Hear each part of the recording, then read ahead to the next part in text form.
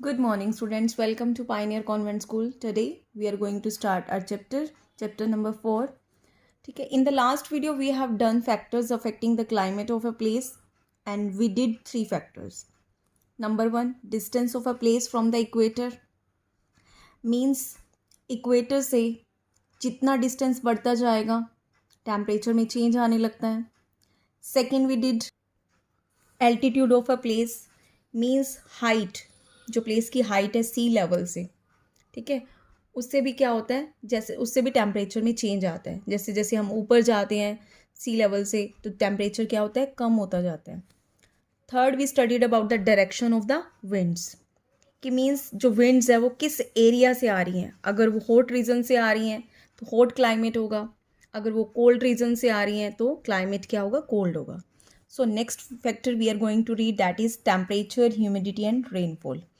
ये जो 3 हैं मीन्स एक प्लेस का टेम्परेचर, एयर में ह्यूमिडिटी लेवल और रेनफॉल, ये भी क्लाइमेट को क्या करते हैं, एक प्लेस के क्लाइमेट को डिटरमाइन करता है.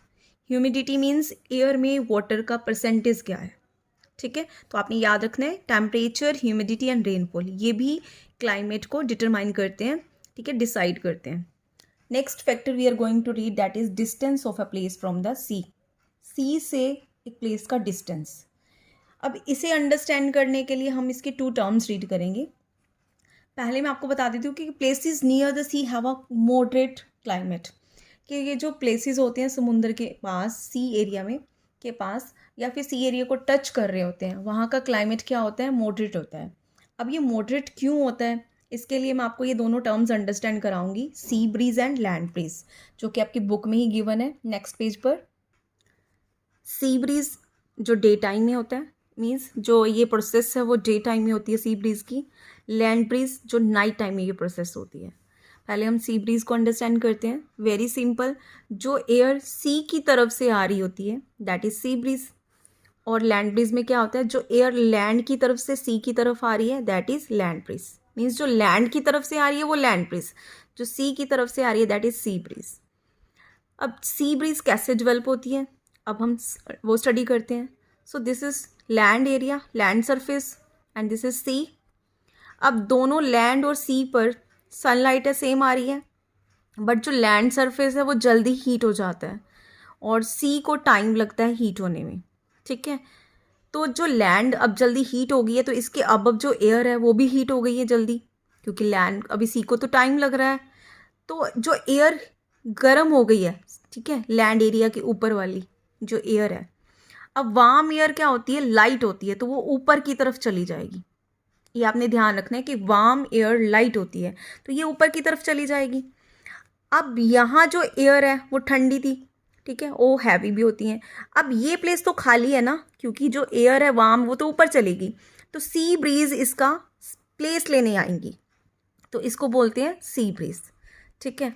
अब हम अंडरस्टैंड करते हैं लैंड ब्रीज. अब ये नाइट टाइम में होता है, तो लैंड ब्रीज में क्या होता है कि लैंड है, नाइट का टाइम है, तो लैंड जल्दी कूल भी हो जाती है. अगर लैंड जल्दी गर्म होती है दिन में तो इवनिंग में बात करें तो लैंड जल्दी कूल भी हो जाती है, ठीक है, देन सी, फास्टर देन सी, ठीक है. तो सी को ठंडा होने में भी टाइम लगता है. तो ठंडी, अब लैंड सरफेस ठंडा है तो इसके ऊपर की जो एयर है वो भी ठंडी होगी. बट मैंने आपको अभी समझाया था कि अगर एयर गर्म है तो वो लाइट होती है, अगर ठंडी है तो वो क्या होगी, हैवी होगी. अब यहाँ ऑपोजिट हो जाएगा, सी गर्म है अभी भी, तो सी के ऊपर की जो एयर है वो हल्की है, वो ऊपर चली जाएगी अब, ठीक है. तो अब ये प्लेस खाली है तो इसका प्लेस लेने लैंड ब्रीज आएगी इधर, ठीक है, तो इसको बोलते हैं लैंड ब्रीज. अब हम इसको बुक में स्टडी करते हैं, that I will make you understand with the help of book now. Places near the sea have a moderate climate. मैंने आपको पहले ही बताया है कि जो प्लेसेस होते हैं नियर द सी वहाँ का क्लाइमेट मॉडरेट होता है. This is because waters gets heated and cooled comparatively slower than land. Land मैंने आपको पहले बोला है कि लैंड क्या होती है, जल्दी कूल हो जाती है, जल्दी हीट हो जाती है, बट जो सी का वाटर है वो स्लोली हीट होता है, स्लोली ही कूल होता है. When the warm air above the land rises, अब जो गर्म हवा है लैंड के ऊपर की, it is replaced by cool air from the sea. ठीक है, क्योंकि वार्म एयर है जो लैंड के ऊपर, वो तो ऊपर चली जाएगी क्योंकि वो लाइट होती है, तो ये रिप्लेस हो जाएगी सी की एयर से। Land and sea breezes are caused, ये क्या होती हैं, ये बनती हैं land and sea breezes by the daily change of temperature and pressure. Means अब जो टेम्परेचर है, ठीक है, और प्रेशर है, ये डेली सेम तो नहीं होगा। जैसे अब सनरेज है वो डेली सेम तो नहीं होंगी ना, कभी कम होगी, कभी लैंड गर्म ही नहीं हुई होगी, या फिर कभी अगर लैंड गर्म नहीं होगी तो सी ब्रीज भी नहीं चलेगी। मीन्स तो ये जो डेली चेंज होता है टेम्परेचर का, प्रेशर का बिटवीन लैंड एंड वाटर, तो उसकी वजह से ये क्या होती है, लैंड और सी ब्रीज बनती हैं। Sea breeze blows from sea to land during the day. मैंने आपको पहले बताया कि during day time sea breeze develop होती है, तो सी ब्रीज होती है, ब्लो होती है, सी से ब्लो होती है लैंड की तरफ। ऑन द अदर हैंड, दूसरी तरफ land breeze blows from the land to sea at night. Night में होती है ये प्रोसेस, तो लैंड ब्रीज ब्लो करती है लैंड से सी की तरफ। जैसे मैंने अभी आपको पिक्चर में अंडरस्टैंड किया है, समझाया है।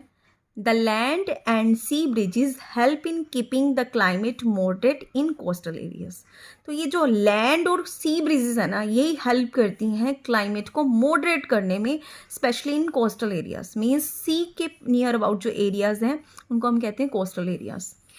And places far from the sea have an extreme climate. और जो प्लेसेस समुंदर से, सी से बहुत दूर है, उन वहाँ का क्लाइमेट एक्सट्रीम होता है। Extreme means very great in degree.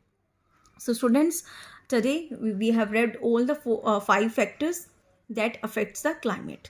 तो कल हम रीड करेंगे about the temperature zones. Thank you. Have a nice day.